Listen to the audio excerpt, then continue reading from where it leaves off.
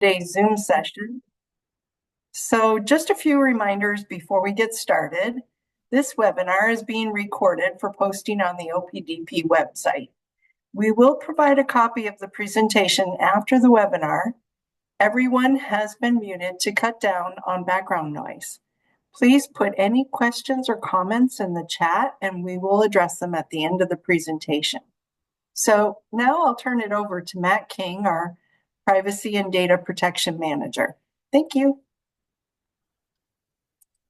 Great. Good morning, everybody, and happy Privacy Week. For those of you who don't know me, my name is Matt King. I'm a Privacy and Data Protection Manager in the State Office of Privacy and Data Protection, which is the central privacy office within WATEC. And I'm very excited that you were all able to join us for a conversation with a guest who I'm very excited to talk to. Pam Dixon is the founder and executive director of the World Privacy Forum. She's an author and a researcher who's made significant contributions, not just to privacy, but also to the intersection of privacy with compelling and complex topics like public health and identity and artificial intelligence. I'm really looking forward not only to talking to her because of her knowledge and accomplishments, but also for many of us who are in the weeds of this and doing this at a really like granular local level. This will be hopefully a fun opportunity to take a step back and look in the broader context, both in terms of how privacy fits in with modern technology and also kind of that global perspective. I do have my chat open and you can feel free to add questions as we go along. I certainly can't guarantee that I will get to all of them or be able to pop them in, but if I do see relevant things come in, I'll try to raise those for Pam as well. So with that, welcome, Pam. I was hoping we could start with you could introduce yourself and maybe talk a little bit about your organization. Sure. So I'm Pam Dixon. You introduced me very nicely. I'm not going to add to that. The World Privacy Forum is an international public interest research group. We are actually co-located in Oregon and California in terms of our where we're headquartered. And I myself personally live in Portland, Oregon. My background here is Sauve Island, for those of you who live in Washington State or Oregon. Sauve Island literally sits in the middle of a river, and one side is Washington and the other side is Oregon. So I thought that was a perfect background for today. But yeah, as you described, we do a lot of work in very complex ecosystems. We've done this for a very long time. So our very first report on artificial intelligence, we began research in 2007. We published in 2014. It took a long time because it was early. So we had to do a ton of field research. It was called The Scoring of America. It was cited by the White House and the Federal Trade Commission. It was really the very first predictive analytics report that discussed privacy and how privacy changes in that environment. Yeah, I think that's enough about me. Let's get to the conversation. Yeah, it changes quickly, and I think a theme throughout this morning's conversation is going to be the pace of change and how far we've come since 2007. I think you said that you started that work. Yeah.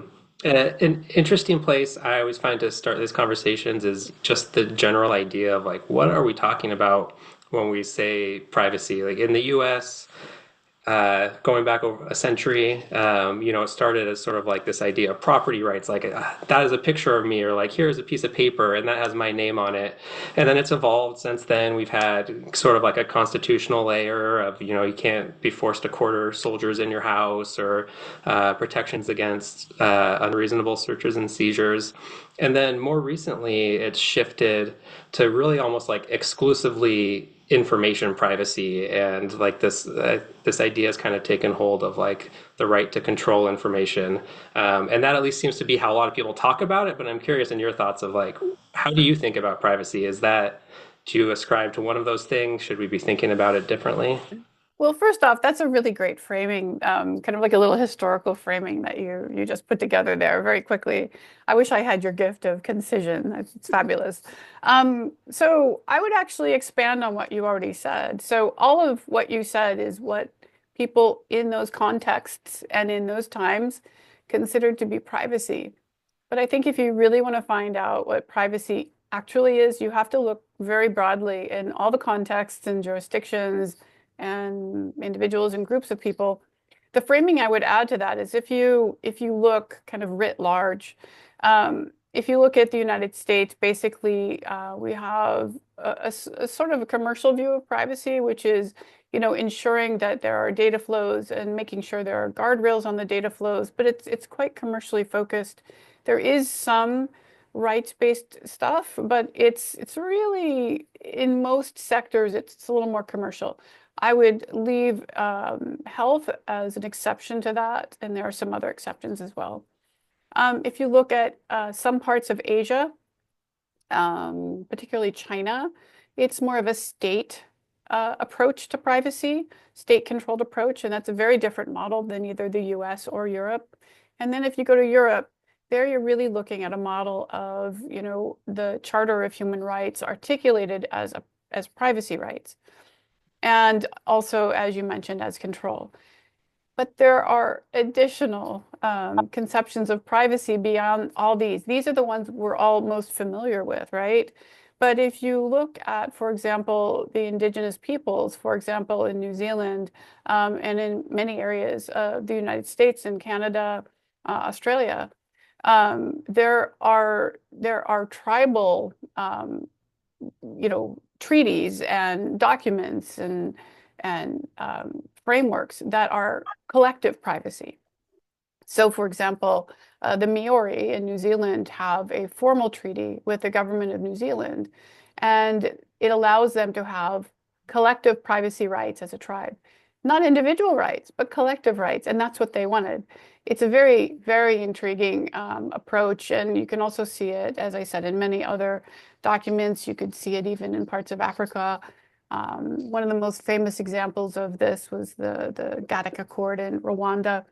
So there are many ideas around privacy, and what privacy is all of the above, but it's going to depend on your context. And context is everything. So I think it's super important that we remain super fact-based. So for example, you mentioned control. I don't know that it's possible to fully actually control data in the way we think that we can. We can put up guardrails, and we can really do a lot, but we can't really do everything. Data is squishy and messy all through history. But that would be my kind of rough shot at that. I know it's really complicated, but privacy is complex because it reflects humanity and human structures, which are, of course, very complex. Yeah, you hit on a couple of things that I think are really interesting. One is the idea of context, which for me and others on the call who work in the public sector, I think is always very important in this tension between the idea of individual privacy versus privacy as a right for society, and how, potential tension between performing government functions and benefiting people. And the collective privacy, I think, is an interesting concept, which I think you're talking about something a little different than like a societal interest, but more of like the privacy of the collection of group. Like I almost want to associate with like the idea of assembly or something like that, but I'm not sure that's quite right. I'm wondering if you could say a little bit more about it. Yes, so the areas that have collective privacy, let me give you a very concrete example here. Washington State has the most amazing health privacy law, so it's appropriate for your state. The National Institutes of Health has a very important project called the All of Me project. That was its old name. It kind of morphs through the years. But basically, it's a DNA biobank of people. And the purpose of it is to assist in identifying diseases, including rare diseases, and ensuring that individuals and groups of individuals who have been underserved in human subject medical research are included in these kinds of analyses going forward? Well, the NIH did a very, very good thing. They did a 2-year study on the impact of the DNA database on members of American tribes, US tribal members. And they published a report. The report is available on the NIH website. And what they concluded is that if an individual is a tribal member and submits their DNA to their genetic biobank, that those members could be stigmatized based on that activity because they will be identifiable to a particular tribe. And there was a very detailed, very, very good discussion of why that happens genetically, what that means, what the stigma has been in the past, what it could be going forward, and how to weigh making a decision about that. Some members of tribal communities decided to participate, and some did not. So what's important is that there's knowledge about this now. So that particular report was a real milestone in genetic understanding and in collective privacy. And, you know, submitting your data to the biobank is voluntary. It is not mandatory. So it was a perfect opportunity to take a look at this and say, hey, here's what the research says. If you submit, you will be identifiable to a tribe, and this could affect other areas of your life. So make a decision based on your what you want. So we are, certain tribal members are identifiable collectively. That's an issue. But to your question, for example, the treaty in New Zealand, it is a tribal treaty. It's for the members of that tribe. So it's collective. It's a group of people, and in some cases, in some areas, it's a small group of people, but it's a group, not individuals. And certainly not all of society. It's very interesting. Yeah, that's a great example. Thanks. Thanks for digging into that for me. Earlier, you mentioned, you made a quick comment about kind of like the state-based approach in Asia and then kind of a rights-based approach in the US. And I wanted to go back just to like lay the groundwork a little bit more. I was looking at one of the resources that the World Privacy Forum put out there, which is like a global table of countries with data protection laws. And it has this visualization of a timeline of these laws coming into effect across the world. And there are a couple of really cool things about that. One was it was like instantly recognizable how different regions were coming together. Like their neighboring countries would come in successive years. So sort of areas with, I assume, similar interests were moving together. But also a really obvious thing that stood out was that at the very beginning of the timeline, you had Sweden in 1973 as the first one, and number 2 was the United States in 1974. So way out in front of all these other countries, but then progress sort of stops. The US doesn't appear on that again, but we see obviously huge change around the world, especially in Europe with the General Data Protection Regulation. And I'm just wondering about your thoughts of sort of like what happened there and how does it impact how we think about privacy now? I'm laughing because, it took 4 years to do that research. There's a funny story about that entire piece of research. So that piece of research started pretty much during the pandemic. I was sitting there and I'm like, I'm grounded. I can't do any multilateral work. Zoom wasn't the way it is now. And I'm like, what can I do? And I thought, oh, I know, I can do a desktop kind of survey of all the privacy laws and treaties and conventions and kind of put that together. Yeah. Okay. So as soon as the world opened back up after the pandemic, I'm like on a plane and I'm like, okay, here's all the jurisdictions I didn't get a chance to talk to. So it literally took 4 years to properly research that report, and it was all field research. It ended up not being desktop at all because there are, oh my heavens, the details matter. And when you start talking to data protection authorities, when you start talking to the legislators who passed the laws and what their law meant and how did it compare to GDPR. Just gives you a whole new perspective. But the summary I can give you is this. So as you mentioned, Europe was the first to pass a law. It was in Hesse, a little place called Hesse, Germany. And the law they passed was like a paragraph. It's very, very short. And then, of course, the US followed that with the Fair Credit Reporting Act and all the really big, giant pieces of legislation that occurred in the 1970s. The Fair Credit Reporting Act, the Privacy Act. I mean, these are huge, massive pieces that are still in place today. That was all passed then. And then you see a little pause in the timeline, and then Europe just goes off. And you see the beginnings in 1983. You see where the US HEW, Health Education and Welfare Report, that really identified for the first time the Fair Information Principles or Practices, FIPS. You see that take hold actually in Europe in 1983 because of the OECD in Paris, the multilateral organization that works on privacy and other policy issues. They got a hold of it and had an intergovernmental project that ended up with the OECD privacy guidelines.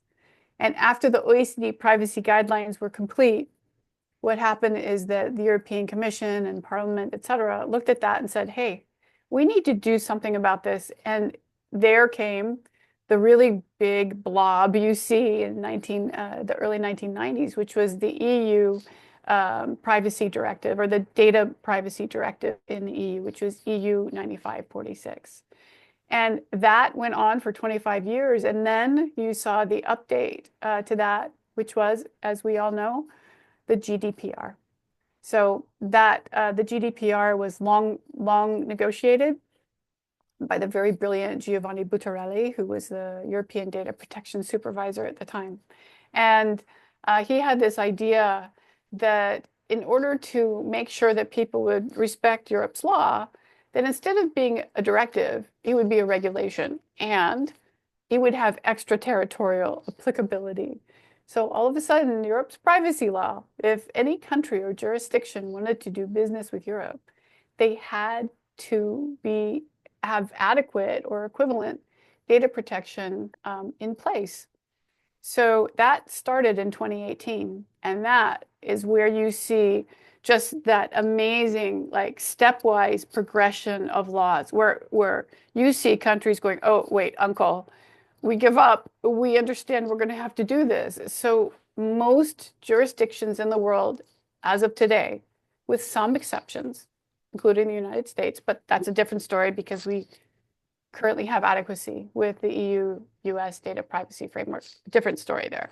But most jurisdictions in the world have passed some form of GDPR, sometimes complete clones with minimal changes. And they did this to ensure they could remain trading partners with Europe. So there was a huge trade component of why you see that amazing progression. And you can just literally look at the regions and see it just march through.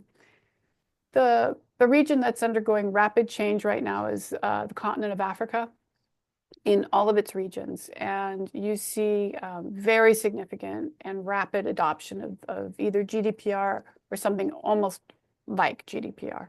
So that's where we are right now.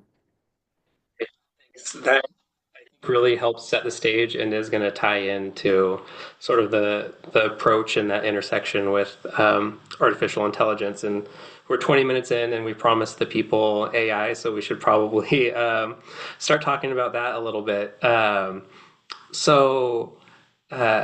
guess as the starting place, artificial intelligence is not new. It's been around, but it has exploded and changed rapidly, probably dating back, I don't know what starting place you'd want to pick, but we started having big biometric systems 15, 20 years ago. And then obviously the advance of generative AI in the last couple of years. So I guess I'm just wondering, from your perspective, like what is the change in this technology, and what are the impacts and how we think about privacy? Yeah, that's exactly a great question. So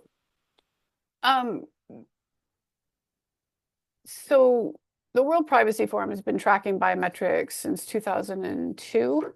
So it's always been on our radar. We did very intensive work on it beginning in 2009 through all the way through 2018. And because of this work, I was exposed to a lot of people working in machine learning and building algorithms and deep algorithmic systems, based systems, AI, what we would call today AI. But right around in 2013, 14, and 15, there were subtle changes to some of the work. And this really came to a head in 2017 with the remarkable publication of a paper by researchers at Google DeepMind called Attention is All You Need. If you haven't read that paper, even if the math is a bit much, it's really worth reading because that is what changed things. That shift toward very serious, very advanced, deep learning techniques, that's what made the difference. So I wouldn't even call it generative AI. I would call it much more advanced deep learning techniques based on slightly different models of training that were more efficient. So what you saw right around here was the most remarkable thing. I mean, I was in London for the Biometrics Institute meeting, and there was a person who worked at the FBI there who was one of the very leading experts in biometrics and AI, Jim Loudermilk, who's since passed. But he read a very, very bright young researcher presented their new deep learning method for biometrics. And Jim, at the end of the presentation, stood up and threw the research paper up in the air. And he said, "Young man, you have just obliterated 25 years of my career." And the reason being because he recognized, and correctly so, that it was the beginning of a new era. So it was right in there, 2017, 2018, and that's where you really see the deep learning, deep machine learning taking over. All of a sudden, biometrics changed from having like 78 to like maybe 82% accuracy. It popped up to like 98, 99. It's getting tweaked even higher. Now, by accuracy, there are many caveats to that, let me just say, but still, the state change between a 70% range of accuracy and a 90% change rate of accuracy is just extraordinary. It's almost impossible to genuinely comprehend. And this mirrors what happened across all AI systems. They became more advanced and just profoundly more capable. And that's what changed things. That's why we are where we are today. And in addition to the technology and the deep learning capabilities, I think privacy certainly comes into play because that all needs data to feed the technology as well. What do you think has changed in how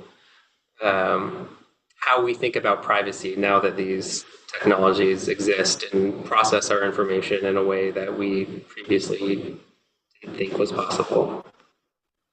So what I would say here is this. There's a report that three of us wrote, Kate Kay, myself, and Bob Gelman. Bob refused to take credit for anything, so we listed him as an editor, but he wrote with me and Kate several very key parts.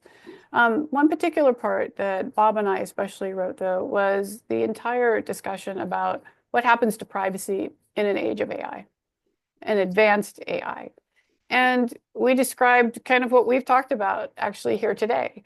And then we talked about the future and what it looks like. And the truth is this, and we have to be very humble about this. The truth is that we have stepped up to a real river here, and we are looking at a complete change in how privacy is effectuated at a very practical level. And I'll get to how that is. And I really haven't seen a model for this anywhere. And I really don't think that we're seeing the full picture yet. I don't know that it's possible to see the full picture, but I think we can see parts of it. And as we move forward and work to understand this, we'll see more and more. I don't think it will take very long, like a couple years at the outside. I think that we're in process right now, but there are a couple things that I think we know. So the first thing I think we know is this. Privacy will be largely automated in AI systems. These systems are very extensive, very powerful, very fast, and the problem really comes with this rub right here. So we're used to, handling policies by, roomfuls of attorneys, people who have law degrees. But AI systems, especially the very large systems, especially some of the agentic AI systems, look, they're running code that it just is so far beyond that. It's too fast. The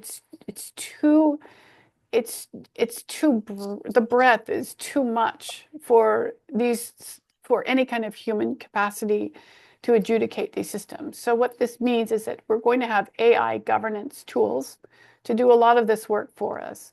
And so, for example, you'll have tools. Right now, we have tools that determine whether or not an AI system is fair. So these are already in widespread use. It's just not well known yet. So that's one thing. And let me pause there and just say, we wrote a report. We published it in December of, this is the same report, December of 2023. It's called Risky Analysis. It's basically a compendium and analysis of AI governance tools. And the problem is that we don't have good tools. So if we are going to have privacy that's automated in an AI era, we need tools that really reflect what we want as a human culture in AI systems. We don't have that yet. We need to be thinking about these tools. There's someone I know who has the best story about AI tools, and I'll relay it. Okay, so it's a direct parallel. If you look at when the railroads were first put in the United States, what was happening is that farmers' cows were running across the rails and getting hit and killed. And so the farmers went after the railroads. What did the railroads do? The railroads put up something called cow catchers, big giant metal like V-shaped tongs that would catch the cows and throw them off the tracks. The cows still got killed, but the railroads avoided any risk. So that's what we want to avoid, is a situation like that. We need tools that actually allow the cows to live, so to speak. We don't need cow catchers. And the best example I could give you of a cow catcher is any tool that has a bad result. So, for example, I'm sure we all heard about these tools, the AI tools that were supposed to determine whether or not someone has used AI to write a paper. Now, this isn't exactly privacy, but one of these tools that was being published at one time only had a 23% accuracy. And these kids, grades and school performance were being measured on this tool that didn't measure anything. So this is not exactly an area that I think most people think about when they think about privacy, but we have to start thinking about it, because this is going to be what we use to make sure privacy is being effectuated throughout all of these super complex systems. It's still very early in this game, so there's time to get it right. That's an interesting example of a cow catcher, and I hesitate to think about who was the cow in this example too. But so there is this thing going on with AI, and in particular in detecting whether something is AI generated, right? Where there's sort of this battle of like, can you improve the technology to generate the stuff faster, or the technology to detect it? Similar things in biometrics with liveness detection. But the example that you just gave is something that was sort of people tried to bolt that on after the fact, kind of out in the market. And I think what you're suggesting is that we need better tools that are baked in at the outset. Yeah, for sure. So I think in terms of the tools you were just discussing, there's the the content provenance tools to determine which is fake and which is not. And then there's just a host of other kinds of tools. But content provenance tools have privacy risks of their own. Some of them are, especially at the standards level, are really adding a lot of requirements for actual legal identity to be ascribed to certain content. We've got to think about that. In most countries of the world that have national ID cards, we don't have one quite like that. They have identity authorities and entire infrastructures. Identity authorities are at the ministerial or cabinet level. And they have a lot of authority to ensure that whatever is attaching to ID systems does not create a trust problem, because ID is very, very important to the functioning of society. You want a good, reliable ID that's trustworthy and that will not be able to be misused or misappropriated. But we don't have that kind of conversation happening in the content provenance world. It's just kind of like, oh, let's put ID on it. The implications of that are so overwhelming and so deep, and really bring a lot of problems in that have not been considered at all. And part of the problem here is that a lot of the content provenance work is being discussed in primarily the United States, a little bit in Europe, well, some in Europe, but not so much in some of the developing world. So we've got a situation where there's countries that have robust laws in place that will not agree with what's happening in the standards world. So there are some real conflicts ahead. That's what I would call it's an important conflict, but it's just one of the very many roads that lead to kind of, issues around AI. There's a lot of those, by the way. When you're talking about the tools not existing yet, I can't help but wonder, is that because we don't have the technology to do it effectively, or do you think that it's not happening because it's not required to happen and we have kind of a gap in regulation or standardization?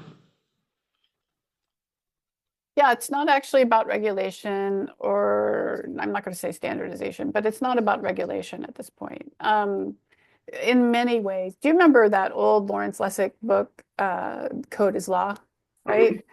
We're in a different era than that. I would say AI governance tools are going to end up being the effective, items that end up regulating AI. It's a very different form of regulation.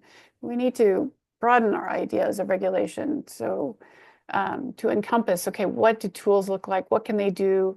Are there tools that will get actual formal regulation or codes of conduct, or what are we going to do with them? No one knows the answer, because no one has gotten enough data yet to figure this out. We're at the beginning of advanced AI systems, so we literally don't know the answer to this. So NIST has something called the AI Safety Institute Consortium. I'm a principal investigator there. The World Privacy Forum is a member. Kate Kay and some of our other researchers, Bob Gelman, are all members, researchers of that. So, for example, yesterday there was a workshop on agentic AI and how it can be utilized for very bad purposes, and how easy it is right now. And the discussion is okay, well, where do we start? How do we start the process of making sure that this is secure and trustworthy? And so these are the conversations that are just starting right now. It's just that new. This is really unbroken ground where we are right now.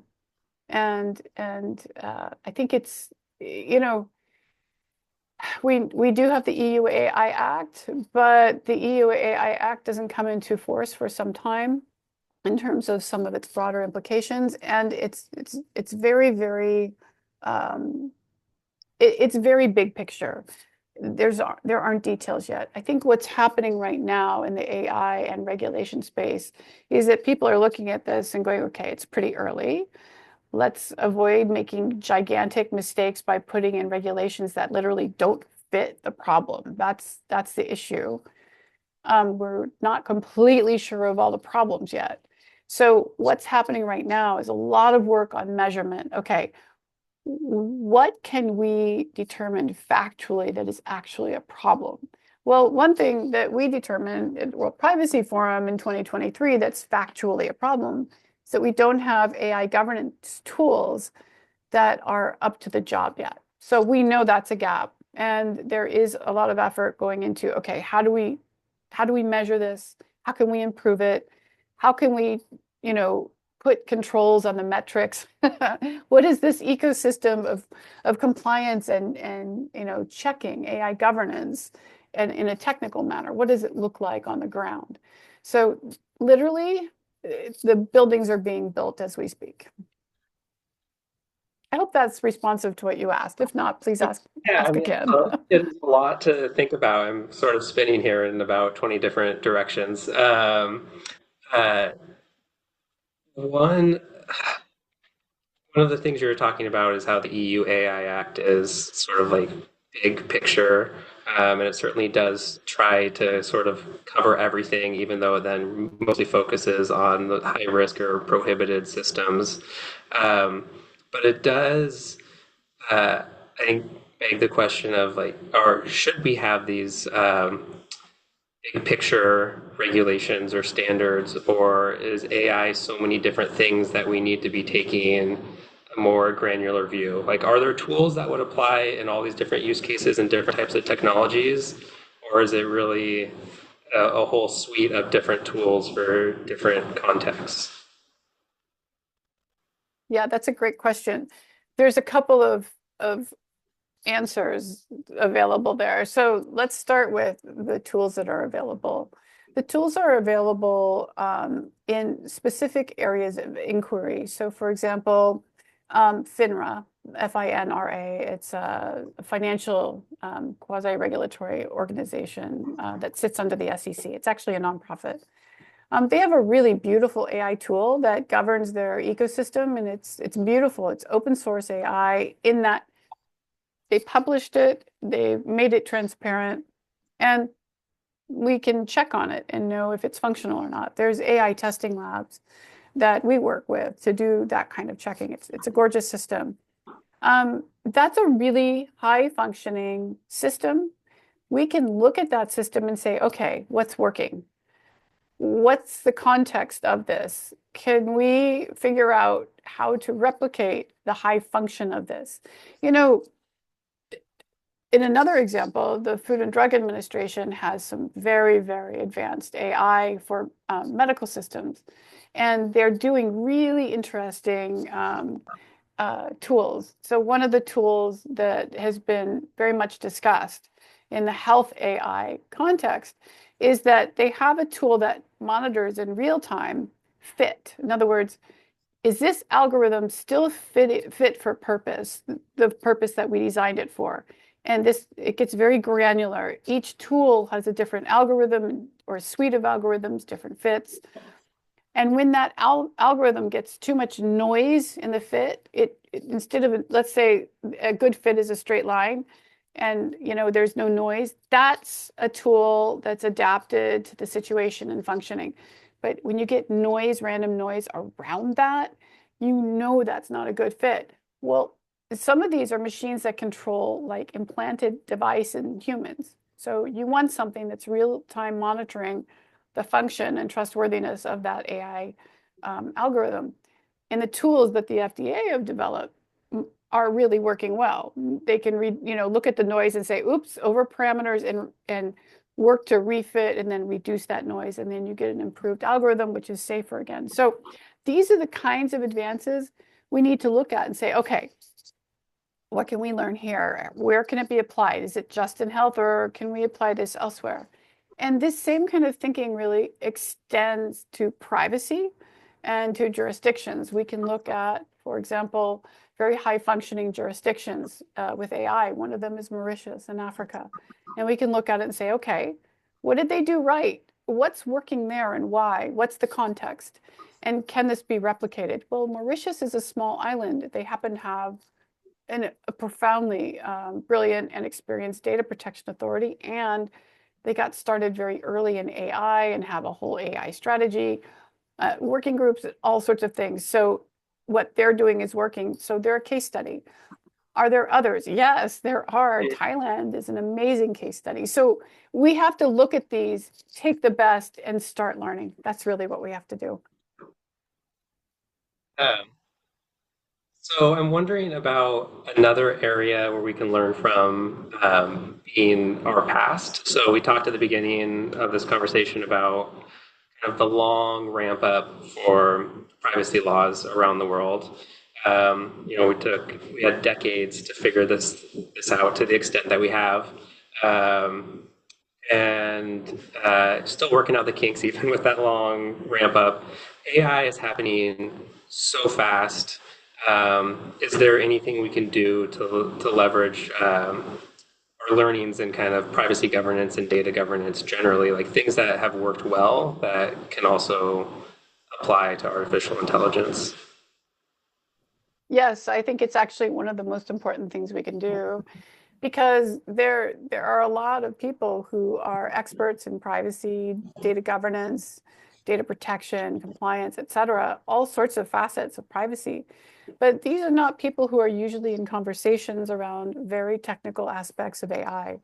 And it's a shame. Now, I'm one of the few people who are in all of those conversations, but I've been doing this a very long time, and also doing AI a very long time, and kind of complex data structures for a long time. So that's a fairly unique thing.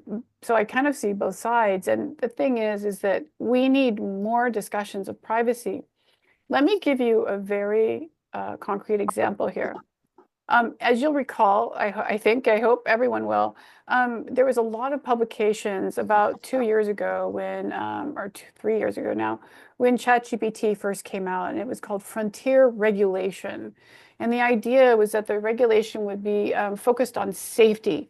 Well, all of a sudden, privacy was subsumed as a subpart of safety. And it's like, no, actually, that's not how it works.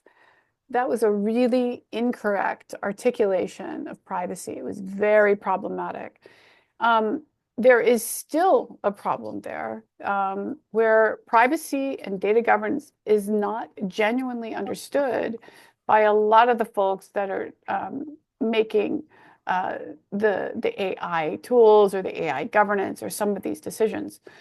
On the other hand, the other complaint is that, so for example, some of the very high level legislators, they'll see something about, ChatGPT or DeepSeek or something like that and have a knee-jerk reaction. Let's regulate this.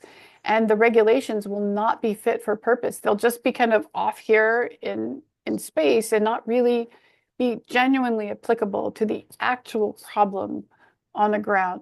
So we need all sides to learn from each other and to talk about real case studies, so that we can figure out how to approach this with complete deep governance experts and complete deep AI experts. There has to be mutual respect on both sides.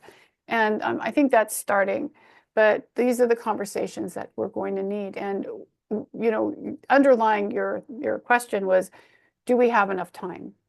And that's a big question. I don't have the answer, but I can tell you I work a lot of hours right now, because you are right. It is moving so quickly, and it's like whiplash. And I'm going to relay a conversation I had with a very well-known AI expert. And she told me, she goes, we can't worry about the tsunami of AI, because everyone says, oh, it's so late, it's happening so fast. But the truth is that we're all making pretty slow progress in the governance area. It takes time. If you're going to do it right, you need actual data, you need real research. It can't just be, oh, this might work. This time, we need to test what we're doing against the reality, so that we're not just making stuff up. We've got to have stuff that actually works. A lot of what you've been talking about, I think, well, it's great, and this insight is wonderful. When we're talking about system performance and these governance tools and these conversations that need to happen, the public sector part of me can't help but think, that is all great, but a lot of that's happening at the system development level, in a space where we don't necessarily have um, as much insight or as much control over what's happening, where we're normally sitting out here as a user, ingesting these tools. And I'm wondering if there are things that we should be doing or places that you think that we should be looking, based on where we are in that ecosystem. Yes, so someone queried about Thailand and why they're so great. So what I would say is this: you have to start to work across the board very deeply and very closely together. So what Thailand did is they restructured their government to do this. They used to have like their National Statistical Office over here, their Data Protection Authority over here, their Data Authority, their AI Authority, but they just flattened it and said, okay, all of you, you all have the same approximate power, work together, talk to each other, work it out. We want a unified system. We want data protection, and we want good AI. We want good guardrails, but they must be able to be tested and proven to be functional and fit for purpose. But this requires cooperation. And I think that if we all stay in our silos, we're toast. So, I mean, just, picking up the phone and saying, okay, can we arrange for a casual, but ongoing collaboration so that when you build tools, you come and talk with us, because there are things you don't know and there are things we don't know. We have to respect each other's knowledge and learn what we don't know. And I think that if we can all do that from the microcosm all the way up through the macrocosm, it will do what we need it to do. That's what we're going to need. And so we talked at the beginning about this global advance of privacy laws, and um, you also have mentioned that you don't think it's necessarily regulation, at least in the normal sense of the word, that is the thing we need to solve these issues. Um, but I do wonder about some of the issues with privacy, that have existed for a long time around things like transparency and what informed consent actually means, and those types of things, that are exacerbated by these technologies. And if there is a place where, um, well, I guess if you think that there is additional work needed to do to sort of, I guess, fit those laws to those new risks, and also like if you think that is something that we might see coming. Yeah, I think to say that there's no need for any regulation ever is going too far. But I think that we need to understand that regulation might look very different in the future, um, because of how it has to act in a more autonomous way. That being said, we have to understand that AI systems introduce risks, and we need to make sure we can mitigate all of the risks. In my experience in legislation, and I'll quote Bob Gelman here, we can probably catch about 80% of this. There's 20% we might not be able to get. We've got to aim for 100. But if we can get 80, that would be great. I mean, that's the idea of even the GDPR.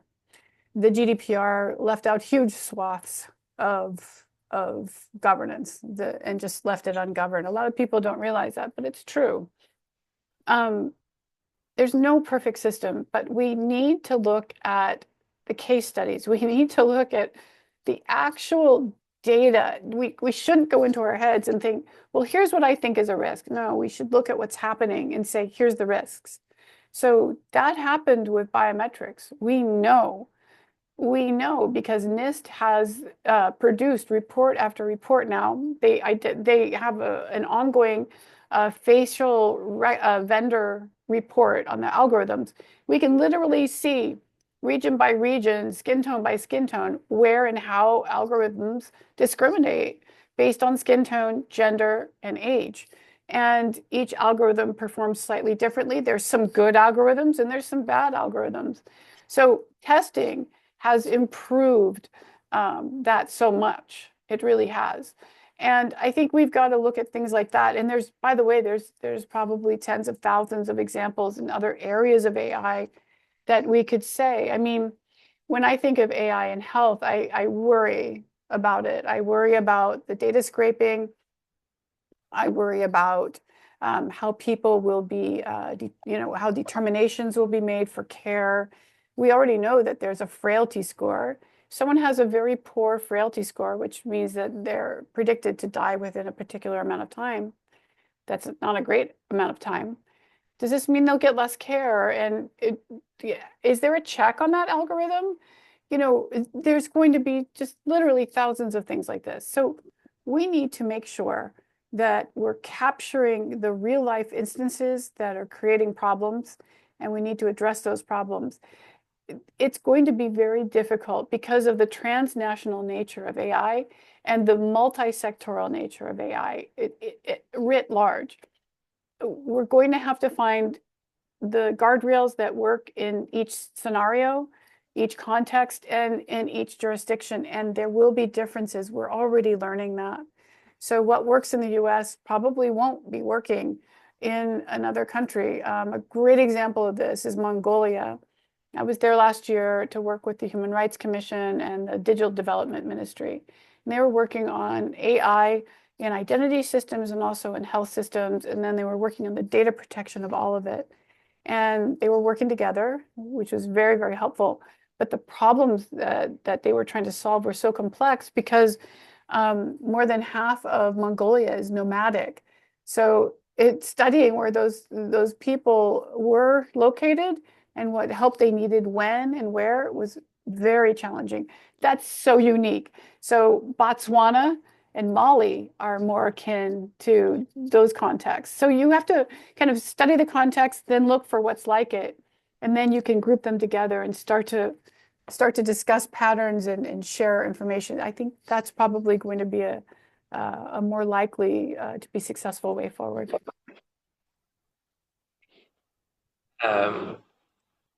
That is so helpful, and you're coming to the end of time. I thought I'd wrap this up by sort of summarizing what I think you said are the things we should be doing next, and then you can correct me or have the last word on where you think we're going from here. So some themes that I caught were that we need to be working together across industries, across roles in the ecosystem, across borders. We need to be focusing on the data and the real risks where they are. We need to be building tools to effectively actually govern this technology and automate it, because our Excel spreadsheets aren't going to cut it anymore. And then in doing all that, we need to recognize that there are different use cases, and this probably is not going to be a one-size-fits-all approach. Yeah, that's a perfect summary. And I think it's okay that it's not a one-size-fits-all approach. That being said, I do think there are general principles. And the OECD principles for trustworthy AI are really good. So are the NIST principles. UNESCO has done an incredible AI impact assessment. So there are kind of big frameworks out there on the principles, and I think those are fantastic. I think it's great to look at those and go, okay, how do we implement this? But yes, thank you. And thank you for inviting me to talk. It's very rare to get to have such a conversation for an actual hour. So I really appreciate it and wish you guys the very best Privacy Week. You're doing amazing work in Washington, and I'm just always looking at what you guys are doing and so proud of the laws you're passing and what you're doing. Thank you. Yes, Pacific Northwest strength. I love the idea that we often start out any new endeavor or governance endeavor with establishing principles and going from there, and we're ending the conversation here today going back to those principles again. So love that bookend. Thanks so much, Pam, for joining us. It was a pleasure for me, and hopefully everybody who was able to attend. We really appreciate it. Thank you. Thank you so much.